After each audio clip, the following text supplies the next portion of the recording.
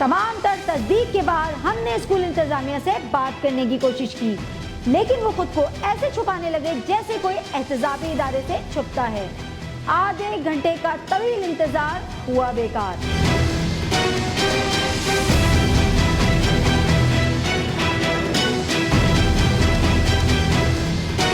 नाज़रीन, हमारे साथ मौजूद है एक बुजुर्ग शख्स हैं जो यहाँ के इंतज़ामिया संभालते हैं और पिछले 50 साल से यहाँ के इंतज़ाम संभाल रहे हैं। उनसे बात करते हैं, उनका भी मौक़िफ़ लेते हैं। अस्सलाम वालेकुम। वालेकुम सलाम।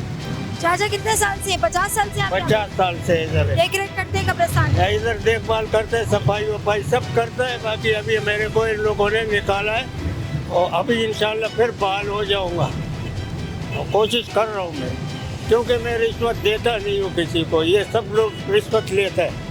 मैं पूरा कब्रिस्तान का घास मास ये सब काटता हूँ। 50 साल से काम कर रहे हैं, खिदमत कर रहे हैं यहाँ पर कब्रिस्तान में। हाँ। चाचा, रिश्वत का तो ये हाल है कि ये तो पूरे कराची के ही दुख भरी दास्तान है कि बगैर रिश्वत के यहाँ पर कुछ भी नहीं होता।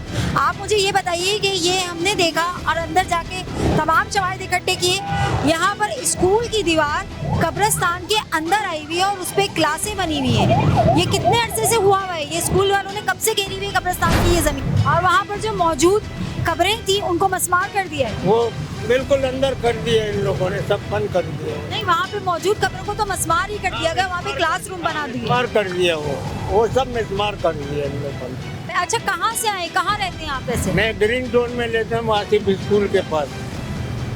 अच्छा, तो वहाँ से यहाँ आते हैं आप रोज? हाँ, रोज आता हूँ। और फिर रात में जाते हैं? रात में मगरिब के बाद में चले जाते हैं। नाज़रीन, बहुत शुक्रिया आपका। नाज़रीन, यहाँ पर मौजूद जितने अशख़ास हैं सबके मौक़िफ़ अलग अलग हैं। यहाँ पर इस चीज़ से अंदाज़ा ये लगाया जाता है कि ये दीवार जो कब्रिस्तान के ऊपर बनाई गई है, खींची गई है, और जो क्लासरूम कब्रिस्तान की ज़मीन पर बनाए गए वो अभी से नहीं और काफ़ी अरसे से तामीर किए गए।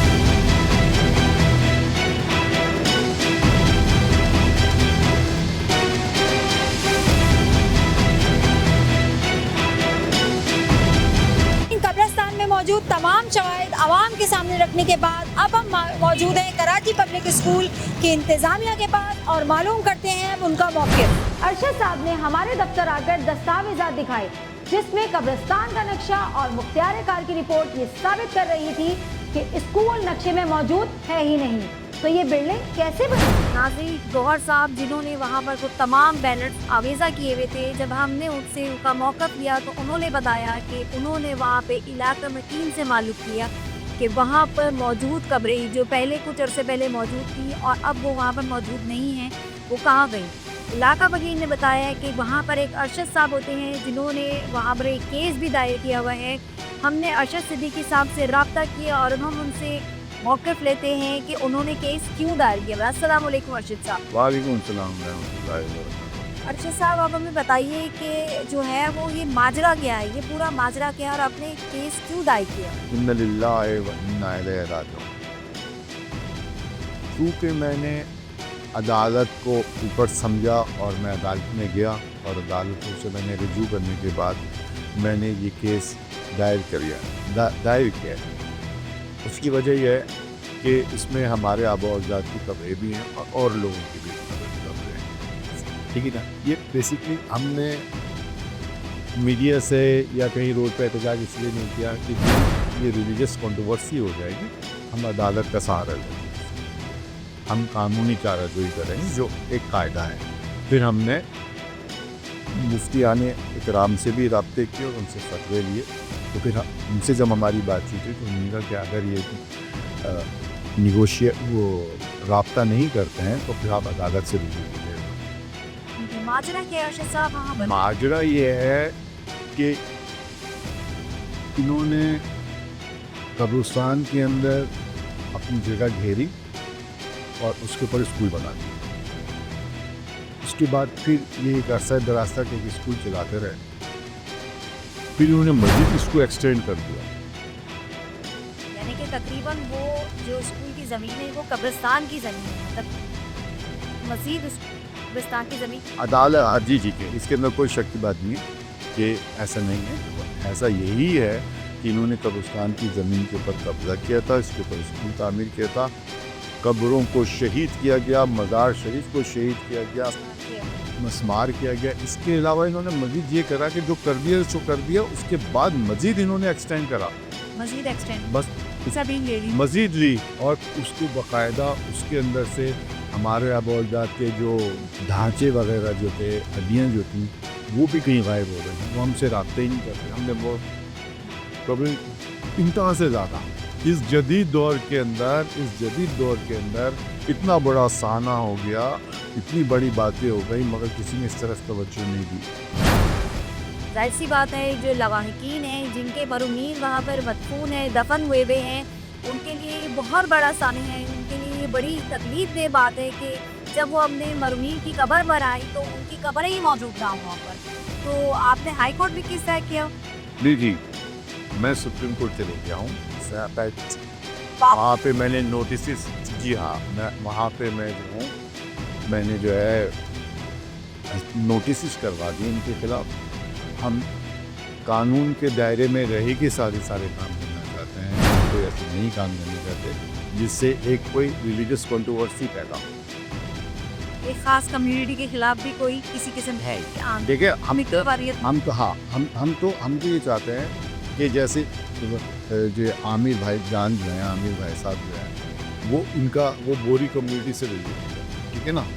अब वो जब हम उनकी कब्रिस्तान जाते हैं और हमको देखते हैं कोई इतने ऑर्गेनाइज हैं और हमारे लोग ही वहाँ पे उनको देखभाल कर रहे हैं, तो इन्होंने कैसे हमारे कब्रिस्तान के अंदर ये सारी चीज़ें हमें क्यों प्रॉब्लम करी हमारे साथ। हम तो बड़ी इज्जत करते हैं। बहुत जिम्मेदारी का मुजाहरा किया आपने।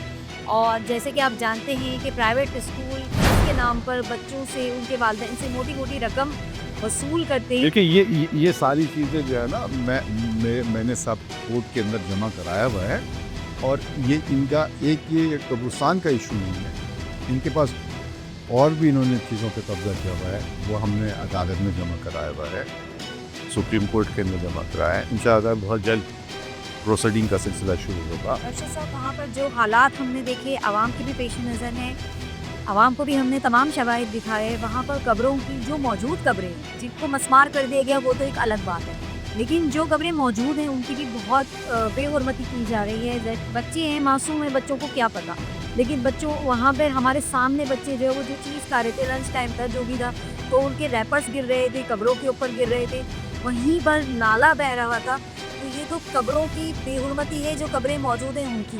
देखिए, मैं बार बार यही बात कहूँगा कि ये रिलीजियस कंट्रोवर्सी की तरफ चले जाएगा। मतलब मैंने कोई हाइप क्रिएट करी तो सही, मैं कानून के दायरे में रह की बात करना चाहता हूँ, के साथ। और मैं ये चाहता हूँ कि सुप्रीम कोर्ट अपने दिए हुए फैसलों के ऊपर अमल दरामद करवाए। कैसा रिस्पॉन्ड ये सुप्रीम कोर्ट की? बेस ये हमारी आला अदालत है, हमें इन पर भरोसा है। हम पाकिस्तान आर्मी पे भी यकीन करते हैं और मुतालिका इदारों पर भी यकीन करते हैं। हम नहीं चाहते कि कहीं पे भी किसी तरह से भी कोई चीज़ बात खराब हो। ये जहाँ तक रही गौर साहब की, तो वो खुद साथ का कुछ कर रहे हैं, मगर हम अपनी क्वालिटी से बाहर नहीं निकल सकते। और वो जो है, हम अदालत को बड़ा मजबूत समझते हैं कि माजी के अंदर उन्होंने, सुप्रीम कोर्ट ने ही इन्हीं सब चीज़ों के ऊपर जो है ना एक्शन लिया है, और स्टेटमेंट आए हैं, बाकायदा ऑब्जर्वेशंस आई हैं और जजमेंट आई है। वो उस हवाले से तो अब सुप्रीम कोर्ट तो कहीं नहीं अपने फैसलों से दूर जा सकती, और हमें बहुत जिम्मेदारी का मुजाहरा करते हुए अरशद साहब ने ये केस दायर किया है, और उन्हें और हमें अपनी अदालतों पे पूरा भरोसा है कि हमारी बात को सुना जाएगा और आवाम की बात को सुना जाएगा। जो लवाहिकीन हैं उनकी दुर्दाश्त को सुना जाएगा, और उसके लिए सख्त इक़दाम किए जाएंगे, अमल दरामद किया जाएगा। जो भी आगे की कानूनी कार्रवाई है वो अच्छी तरीके से, खुश असलूबी से की जाएगी। हम उम्मीद रखते हैं, बहुत शुक्रगुज़ार हैं हम अरशद सिद्दीकी साहब के, जो हमें आए और हमें यहाँ पर टाइम दिया और अपना मौक़िफ़ हमें बताया। बहुत शुक्रिया। अर्शद साहब, ये बताइए कि आपको जब ये माजरा आपके पास आया तो आपने कोई वेरिफिकेशन करवाई, पेपर्स वगैरह की, कि आया जो जिस तरह से ये मुबैना तौर पे ये कहा जा रहा है कि ज़मीन जो है वो स्कूल, कराची पब्लिक स्कूल ने ले ली है कब्रिस्तान की, तो ऐसा कुछ है या नहीं? आपने वेरिफिकेशन कराए पेपर्स? देखिए, कायदे के हिसाब से तो हमें तहकीक करनी चाहिए, और हमने तहकीक की। ठीक है, की आपने? जी। तहकीक की है और बाकायदा मैंने एविडेंस जमा करके सुप्रीम कोर्ट तक गया हूँ और वहाँ पे जो है जवाब भी दाखिल हुए हैं। मुख्तार खान ने जवाब जमा कराया है अपना, उसमें क्लियर है, इसके अंदर कोई दो राय नहीं, क्लियर है कि जी ये जो जिस जगह पे ये कराची पब्लिक स्कूल कायम किया गया है वो जगह कराची पब्लिक स्कूल की है ही नहीं, कब्रिस्तान की जगह है। और उसके ऊपर तो सक्कर कोर्ट ने भी फैसला दिया है, सुप्रीम कोर्ट की भी ऑर्डर्स हैं, तो भाई जा नहीं सकते। मुख्तार खान का बड़ा क्लियर फैसला है और वही उसकी टेरिटरी का इंचार्ज है और वही सब कुछ जानता है और उसी ने जवाब दाखिल कराया और हमें अपनी आला अदालतों से बड़ा हमें यकीन है उनके ऊपर। नाज़रीन, अरशद साहब ने जिम्मेदारी का मुजाहरा करते हुए तमाम वेरिफिकेशन करने के बाद उन्होंने जो है केस जो है वो दायर किया है। आप हमारे दूसरी स्क्रीन पर तमाम पेपर्स को देख सकते हैं, तमाम पेपर्स को देख सकते हैं जो इन्होंने जो जिस पे वेरीफाई किया है। हम दिखा सकते हैं लेकिन कार्रवाई करना हुकूमती इदारों का काम है और ये मामला तो सुप्रीम कोर्ट में जा पहुंचा है। आला अदलिया के फैसले हमारी सर आंखों पर। इसी जज्बे के साथ अगर आपके गिरदोनवा में कोई भी गैर कानूनी गैर अखलाकी काम जारी है तो हमारी फेसबुक आईडी पर मुतला करें। इसी जज्बे के साथ अपनी होस्ट अस्मा जाजिद को दें इजाजत। अल्लाह निगहबान।